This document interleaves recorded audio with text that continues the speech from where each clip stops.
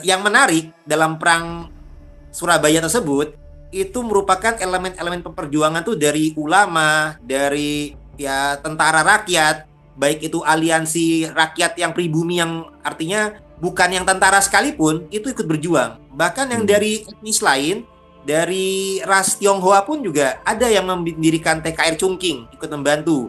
Kalau ada yang korban perang, mereka akan bantukan juga. Bahkan Arab Masai pun juga ada. Nah, yang nggak ada yang ngumpet itu kalangan Habib Ba'alawi, muasal Yaman.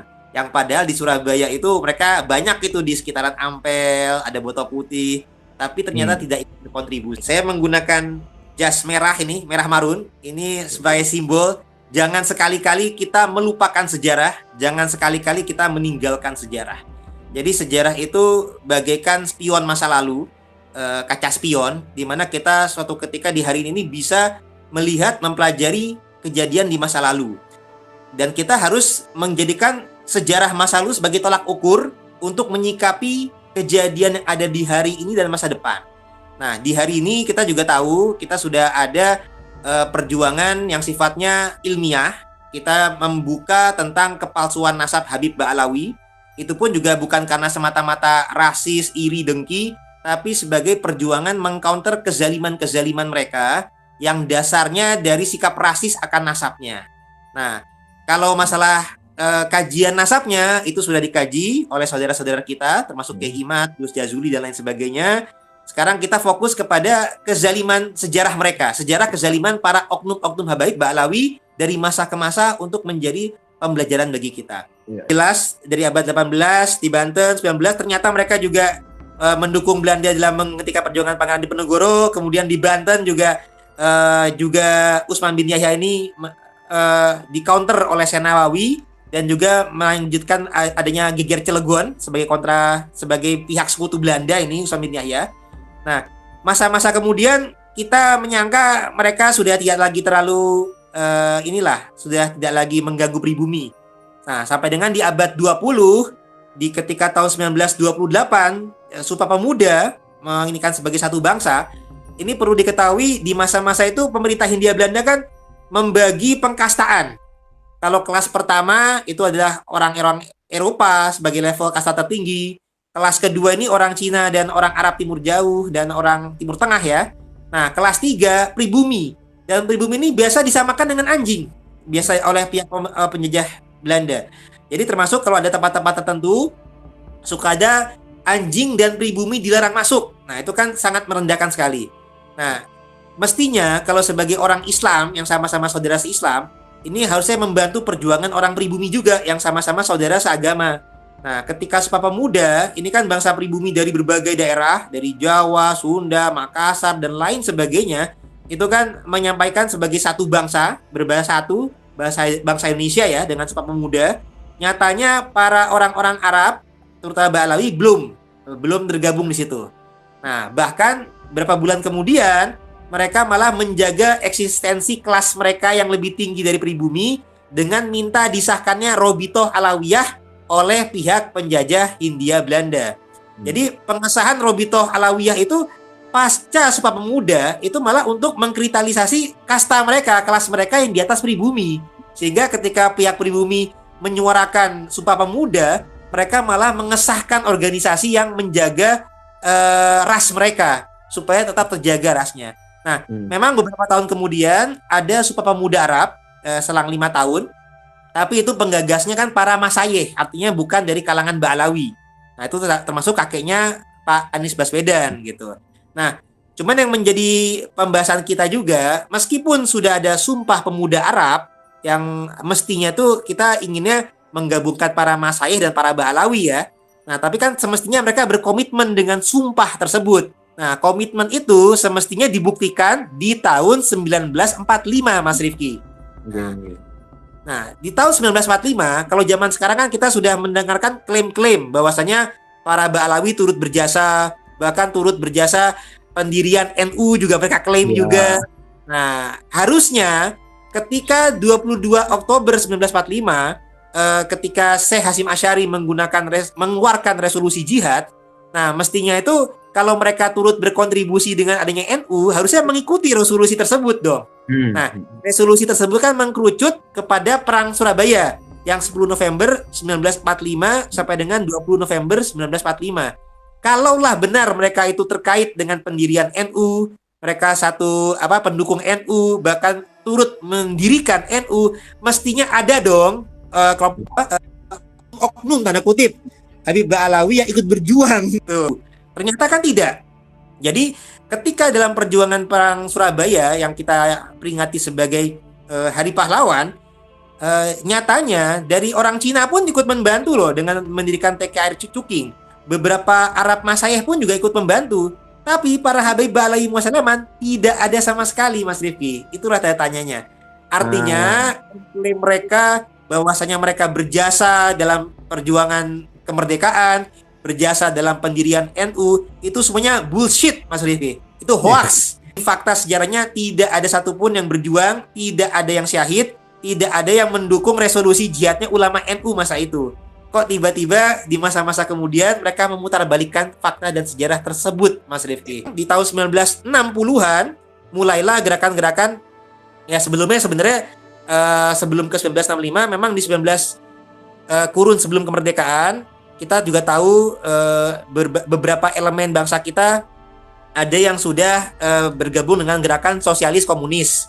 Nah, sosialis komunis ini terkadang bisa bekerja sama dengan kalangan Islam, makanya ada Syarikat Islam Merah gitu ya. Dan di tahun 1926 tuh pernah berjuang sama-sama melawan penjajah. Nah, tapi kemudian di tahun 1948 ketika Indonesia sudah menyatakan kemerdekaan, ternyata dari kelompok komunis ada yang mau memberontak. Pengennya supaya Indonesia itu menjadi berhaluan kiri. Nah, itu pun sudah yaktu di masa-masa Madiun ya oleh Musso. Ketika itu sudah digagalkan, sudah lanjut lagi. Itulah di tahun 1965 mereka mulai lagi mengkudeta pemerintahan RI. Nah, salah beberapa pihak penggerak kudeta tersebut dari kalangan PKI, dari kalangan Habaib Ba'alawi Muasal Yaman pula. Ada DN Aidit, ada Sofyan Barakbah, ada Fahrur Barakbah contohnya yang di Kalimantan dan lain sebagainya. Nah, ini artinya mengulang sejarah lagi nih abad 20. Jadi di masa-masa sebelum merdeka mereka mengacaukan perjuangan pribumi Nusantara. Pas di zaman kemerdekaan memperjuangkan mereka nggak ikutan. Di 1960-an tuh mereka ingin mengkudeta, ingin yang menguasai justru dari kalangan mereka. Gitu. Tapi alhamdulillah berhasil digagalkan. Nah, ini juga merupakan suatu hal yang minus ya bagi kami ya, karena ternyata penggerak komunisme itu dari kalangan Habib Ba'alawi Muasal Yaman, tapi di masa-masa sekarang mereka suka menuding, ibaratnya maling teriak maling, Mas Rifki. 2 tahun kemudian, di tahun 1967, mereka berhasil mendirikan satu-satunya negara komunis di Timur Tengah, yakni di Yaman Selatan. Dari tahun 1967 sampai dengan tahun 1990. Nah, jadi meskipun tahun 1910 itu sudah berakhir, Yaman Selatan, yang merupakan daerah muasalnya para Habib, sudah bersatu dengan Yaman Utara, tapi Partai Sosialis Yaman tuh masih ada sampai dengan sekarang. Dan sampai sekarang sekjennya itu adalah dari Ba'alawi, yakni Habib Abdurrahman Assegaf.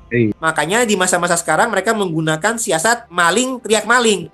Nah, jadi mereka yang pihak terkait komunis adalah mereka, tapi mereka suka meneriakkan pihak lain sebagai komunis. Mereka yang begal nasab, mereka yang begal makam, tapi menuduh pihak lain begal nasab, begal makam. Nah, itu yang perlu kita waspadai, Mas Rifki. Dari pernyataan-pernyataan mereka itu memang itulah pernyataan munafikun gitu. Dan artinya memang perjuangan kita sendiri pun ini juga sekedar defense atau mengcounter, karena dalam Islam kan tidak boleh kita menyerang lebih dulu. Kita sifatnya amar ma'ruf nahi mungkar. Termasuk pihak para kiai-kiai kita, para keluarga Wali Songo itu mengcounter. Contoh, mereka duluan yang menyerang nasab Wali Songo, tidak ada terdata di data sejaman misalkan. Harus datangkan bukti kita 3 kitab nasab. Nah, meskipun kita ada, tapi karena kita tidak membutuhkan pengakuan mereka, kita tidak terlalu menonjolkan untuk adu nasab tersebut.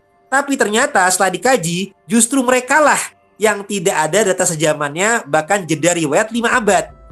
Nah, begitu pula tentang masalah DNA. Yang keluar-keluar dulu masalah DNA kan Imam Unyil tadi yang menyampaikan nanti DNA-nya Nabi kemana, DNA dia kemana. ternyata ketika dicek justru DNA-nya mereka itulah yang melenceng jauh sekali, Mas Rifki. Menyuarakan data sejaman, menyuarakan DNA itu dari kalangan mereka. Tapi itulah senjata makan Tuhan, begitu Mas Rifki. Jadi kita nyuwun sewu, kalau orang sekedar masalah keturunan siapa, kita menghargai. Bahkan saudara kita dari agama lain berkeyakinan sebagai anak Tuhan Bapa sekalipun, meskipun kita berbeda keyakinan, tapi kita menghargai keyakinan saudara-saudara kita. Tapi permasalahannya ketika ini ada orang ngaku cucu Nabi, nah mereka tidak menyesuaikan dengan klaim tersebut. Nabi ini adalah tokoh yang berakhlak mulia, sedangkan mereka malah di Nusantara ini, setelah kita pelajari dari masa ke masa, mereka ini justru menunjukkan akhlak yang tidak mulia. Nah, kalau misalkan agama Islam itu harusnya saling tolong-menolong dalam kebenaran dan takwa, mereka malah menolongnya pihak penjajah yang tolong. Bukan menolongnya orang saudara Islam, yang ditolong malah pihak penjajah kafirnya. Mohon maaf kalau bila kita bahasa tersebut. Ini kan sangat bertentangan.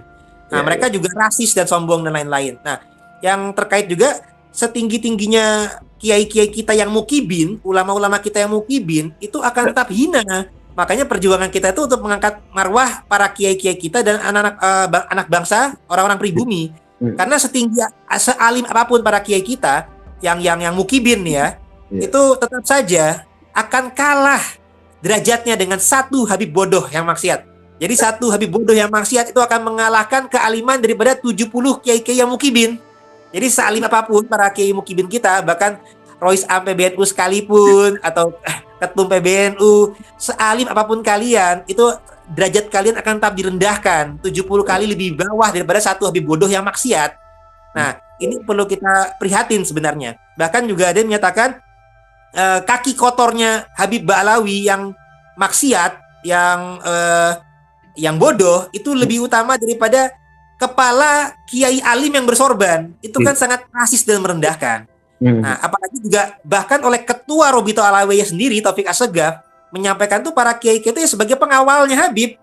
Nah, itu kan direndahkan. Jadi seakan-akan mereka tuh tokoh utamanya, para kiai-kiai itu ya pengawalnya. Jadi selama kita masih mukibin terhadap Habib, ini ulama-ulama kita, para kiai-kiai kita ini akan terus direndahkan. Nah, kalau kiai-kiai saja sebagai pewaris Nabi di bumi Nusantara ini direndahkan, apalagi pribumi-pribumi yang lain yang bukan kiai, yang bukan ulama, tentunya akan lebih direndahkan lagi. Bahkan mereka jongos atau keset gitu kan. Bahkan diajarkannya itu cium kaki, sujud kepada manusia. Ini amat sangat bertentangan dengan ajaran Islam. Karena dalam ajaran Islam itu kemuliaan itu karena takwa, bukan karena nasab. Ini mereka hendak menjajah secara rasis dan kultural, sehingga kiai-kiai kita, ulama-ulama kita, bahkan pribumi kita tuh menjadi tanda kutip menyembah manusia, sujud kepada manusia. Ini merupakan penjajahan kultural yang luar biasa, harus kita waspadai. Bahkan mereka sudah mendoktrin Indonesia adalah Bintu Tarim, miliknya orang Tarim. Ini amat sangat meresahkan. Kalaulah mereka dengan kedatangan mereka bisa membuat bangsa kita itu subur, sejahtera, kami sarankan mereka balik saja ke Yaman, supaya Yaman tuh subur, sejahtera, damai, tidak lagi perang saudara. Maka mereka mengajarkan kalau di Tarim itu akan jadi wali. Ya monggo supaya mereka jadi wali yang bermanfaat, nggak jadi dajjal di Nusantara ini. Silahkan kalau mau balik ke sana biar jadi wali, jadi kekasih Allah, bermanfaat bagi negerinya. Kan mereka mengagungkan negerinya di Nusantara nih. Ya monggo silakan berkontribusi pada negerinya sana saja kalau begitu. Supaya negerinya itu subur, makmur, sejahtera, nggak banyak perang saudara. Kami berbaik hati ya mempersilahkan, monggo kalau misalkan mau pulang kampung gitu Mas Rif. Kalau perlu kita juga siap goyarkan gratis tes DNA kok, kalau biar mereka supaya yakin bukan turunan Nabi, atau kalau itu juga bisa kita bantu itu, terutama untuk yang di Pekalongan, nah itu juga bisa kita bantu itu, yang biasa mengklaim sebagai turunan pahlawan gitu. Oh iya. Nah, karena kita mengkhawatirkan juga Mas Rifki, jadi pahlawan mereka itu nggak punya jasa di Nusantara. Tapi mereka mencangkok bagaikan parasit. Jadi tokoh-tokoh yang berjasa di Nusantara itu kemudian dibelokkan seakan-akan bernasab ke Habib Ba'alawi. Jadi tokoh-tokoh sebut Habib Ba'alawi kan, tapi keturunannya ditolak. Jadi seakan-akan turunan-turunannya itu hanya turunan gadis perempuan, putus nasab.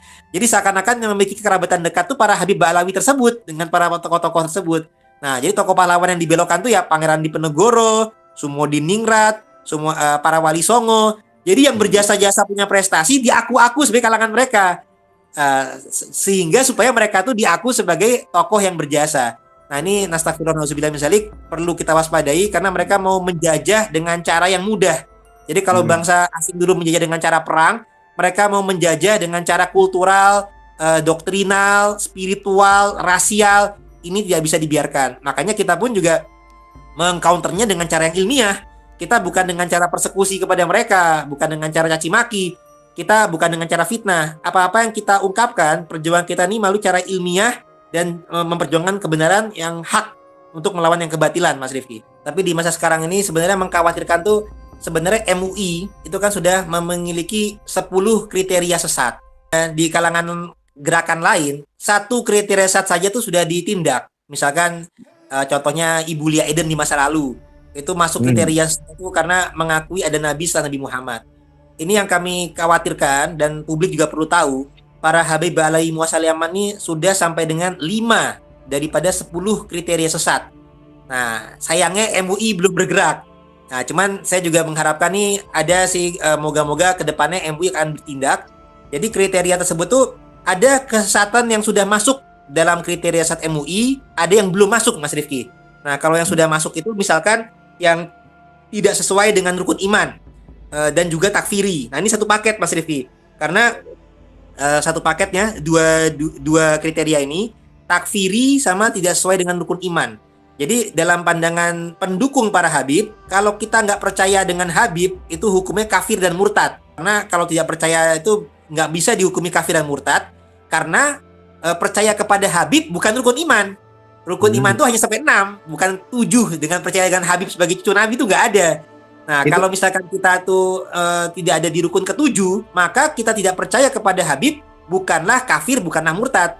Nah, sehingga yang menganggap yang tidak percaya kepada Habib itu adalah kafir, maka mereka sudah masuk kriteria sesat yang takfiri tadi. Jadi mereka tidak sesuai dengan rukun iman dan takfiri. Itu 2. Yang ketiga juga tidak sesuai dengan rukun Islam, Mas Rifki. Karena mereka juga sempat berceramah, ada tokoh mereka di Tarim, itu tidak pernah naik haji, tidak pernah umroh, cukup dengan ziarah ke makam Muhammad Faqih Muqaddam. Nah, itu sesat, Mas Rifki, karena bertentangan dengan rukun Islam berhaji bagi yang mampu. Nah, itu yang ketiga. Yang Mas Rifki sebut tadi tentang belajar nawu sorof ke Nabi, Nabi belajar nawu sorof kepada Habib. Habib mirojat 70 kali, itu masuk ke kriteria keempat MUI yang melecehkan dan merendahkan. Yang kelimanya adalah tidak sesuai dengan kriteria tafsir mengenai keyakinan mereka sebagai Ahlul Bait Nabi yang disucikan sesuci-sucinya. Karena asbabun nuzul daripada surah Al-Ahzab ayat 33 itu hanya terkait alul kisah. Nah, artinya mereka itu sudah dari situ saja itu sudah masuk 5 kriteria sesat. Dan itu mereka juga tambah lagi yang mengajarkan khurafat megang dada wanita. Nah, itu memang tidak ada masuk kriteria sesat, tapi MUI perlu menanggapi.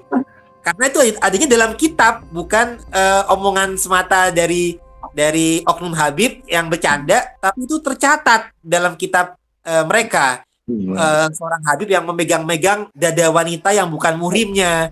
Bahkan ada juga kitab Habib yang mengatakan orang ajam itu binatang.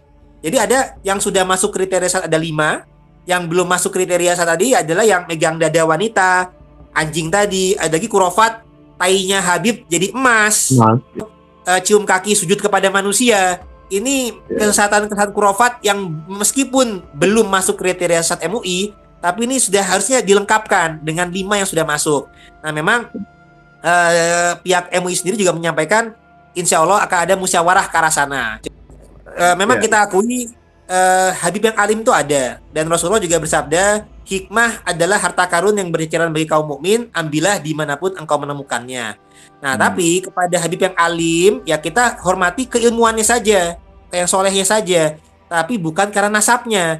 Nasabnya kepada Rasul tetap saja palsu.